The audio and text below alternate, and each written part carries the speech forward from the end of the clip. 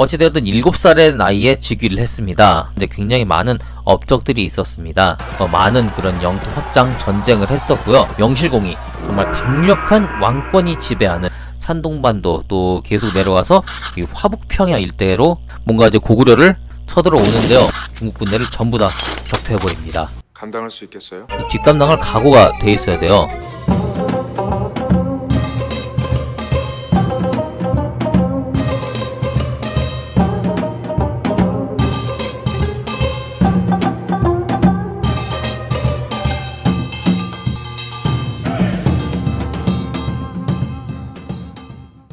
자, 정리를 해볼게요.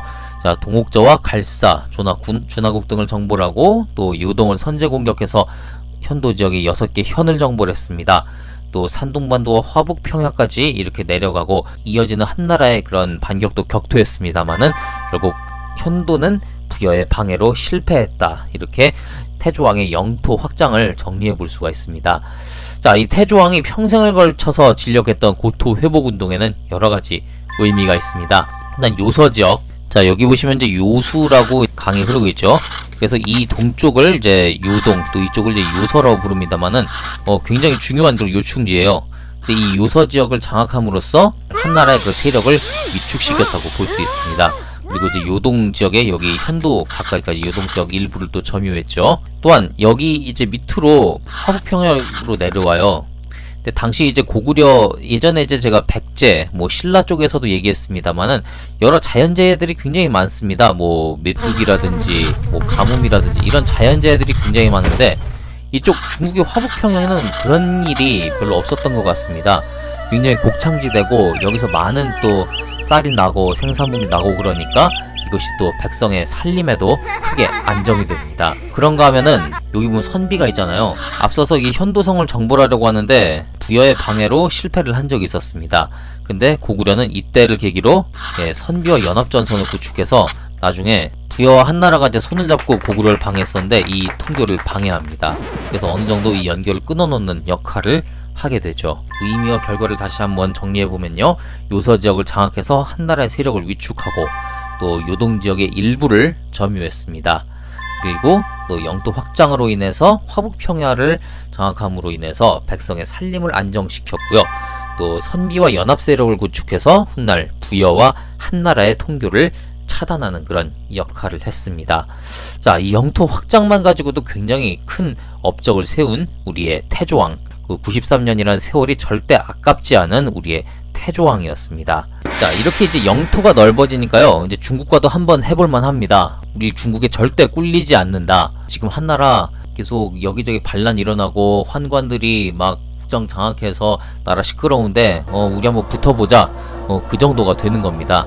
그런 이제 배포가 생기는 거예요. 자, 여기서 생기는 게 바로 연호입니다. 연호라는 게 뭐냐면은 이제 그 황제가 재위하는 동안 그런 사용하는 그 시대 뭐 일종의 이제 별명 같다고도 할 수가 있는데 옛날 중국 황제들을 보시면은 뭐 한나라의 광무제, 뭐 명나라의 영락제, 청나라 뭐 걸륜제 이렇게 무슨 제 하는 거 있잖아요. 그게 다 그 시대를 대표하는 연호라고 할 수 있습니다. 그런데 이 연호라는 게요, 어느 날 그 왕이 스스로 자 오늘부터 우리가 연호를 쓴다, 이렇게 무엇을 연호로 하겠다 뭐 이렇게 선포를 딱 할 수도 있어요. 이렇게 선포를 할 수도 있는데 감당할 수 있겠어요? 뒷감당할 각오가 돼 있어야 돼요. 이게 나라의 그 힘이 크지 않으면은 함부로 쓸 수 없는 게 연호입니다. 이것이 이제 어떻게 보면은 뭔가 이제 그런 권위의 상징이라고 할 수가 있는데요. 방금 제가 얘기했었던 그런 중국의 연호들 있잖아요. 그 전부 다 그 중국 전체를 통일했었던 또는 그 통일 제국을 다스리고 있는 정말 큰 대륙을 다스리던 중국의 황제들이었습니다. 그런데 우리나라 한반도에 있었던 고구려가 이 연호를 썼다. 뭔가 이게 중국과 우리도 맞짱 뜰 수 있다라는 이제 그런 의미를 가진다고 보시면 되겠습니다. 또 이제 묘호라고도 썼는데요. 지금 여기서 보면 태조 하면은 우리 고려나 조선에 가보면은 이제 태조 이런 거 있잖아요.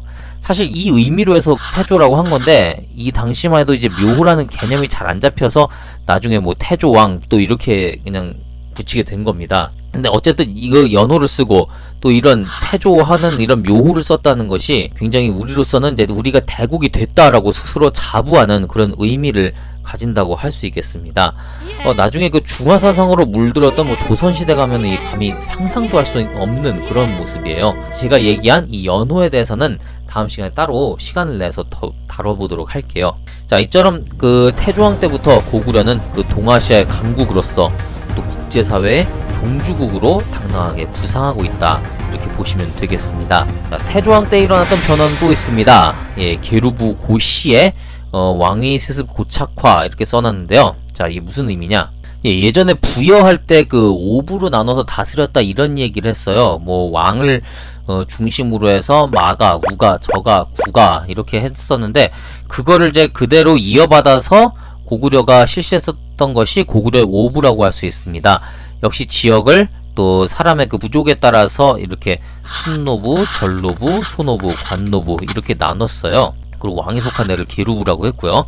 그런데 다른 부에서 왕이 나오는 게 아니라 이제 계루부에서만 이제 왕이 나오는 거를 고착화했다. 그러니까 5부가 있었지만 5부 중에서도 이제 계루부 중심으로 나라가 돌아간다, 이렇게 생각을 하시면 되겠습니다.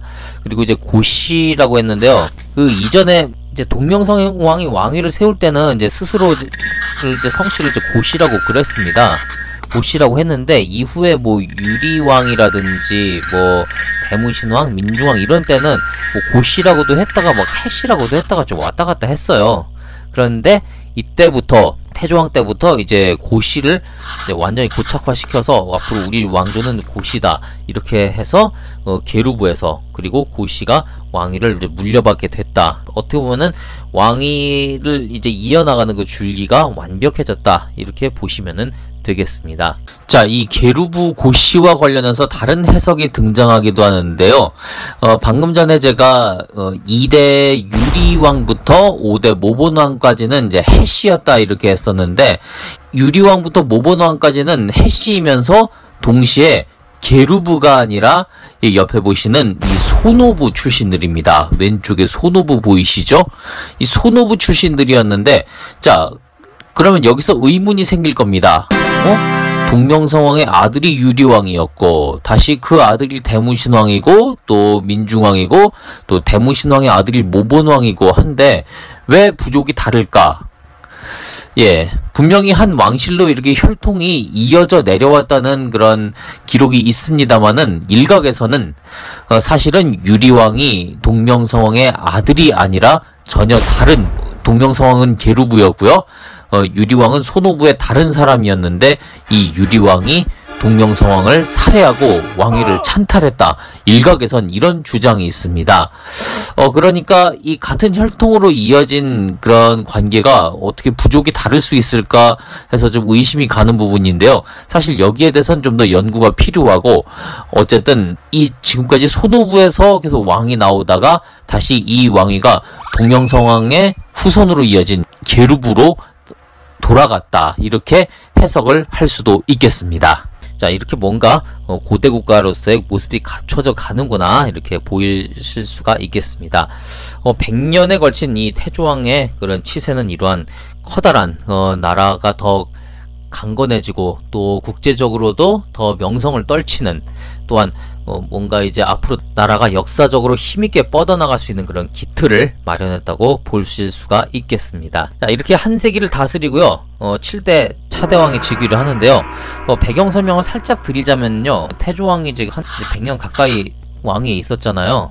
그런데 이제 여기 보시면은 이제 다 형제들입니다. 형제들인데 이제 무려 이 형제 차이가 24살이나 납니다. 뭐 옛날로 치면 거의 뭐 아버지와 아들뻘인데, 뭐 아버지와 아들 사이라는 뭐 그런 기록도 있습니다. 일단 공식적인 기록에 동생으로 나와 있으니까, 이 차대왕은 이제 이 자기 형이, 늙은 형이 이제 죽으면 자기한테 이제 왕위를 물려줄 거라고 생각을 하고 있었어요.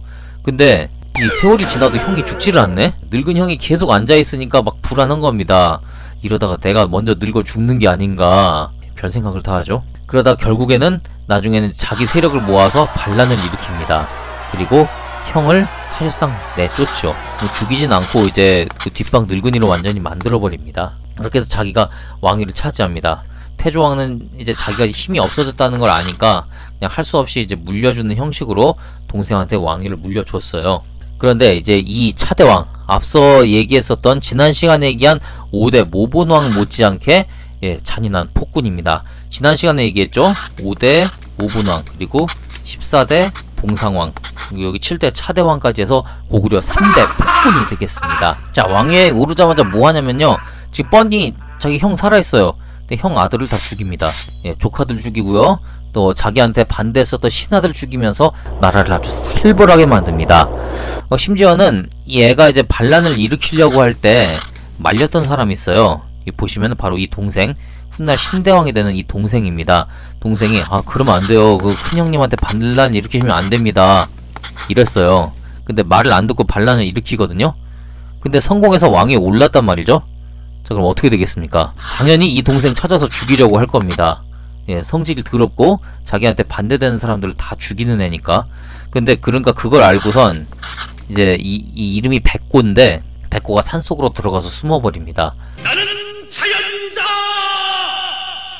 그리고 절대 밖으로 안 나와요. 자기 둘째 형이 못 찾도록. 당연히 자기 이제 친족들도 이렇게 할 정도인데, 뭐 신하들 같은 경우에는 뭐 당연히 뭐 파리 목숨 잡듯이 그렇게 다 자기한테 반대하면 죽이고 그러죠. 너무 폭정이 심해지니까 이때 기록들을 보면은 뭐 여름에 서리가 내렸다, 뭐 우레와 지진이 나타났다, 뭐 이렇게 자연적으로 뭔가 안 좋다는 기록이 나오는데, 이게 진짜 자연적으로 그렇게 나타났다기보다 당시 사람들의 불안한 심정을 자연 현상에 빗대서 이렇게 한 거라고 그렇게 해석을 하고 있습니다. 오래된 폭정의 결과는 뭐겠습니까? 자, 차대왕은 재위 18년 만에 당시 신하, 무슨 지방의 그런 관리였다고 해요. 신하였던 명림답부의 손에 죽게 됩니다. 앞서 모본왕은 두로의 손에 죽었다고 했죠. 여기 차대왕은 명림답부의 손에 살해를 당하고 왕위는 그의 동생 산속에 숨어있던 신대왕에게 넘어가게 됩니다.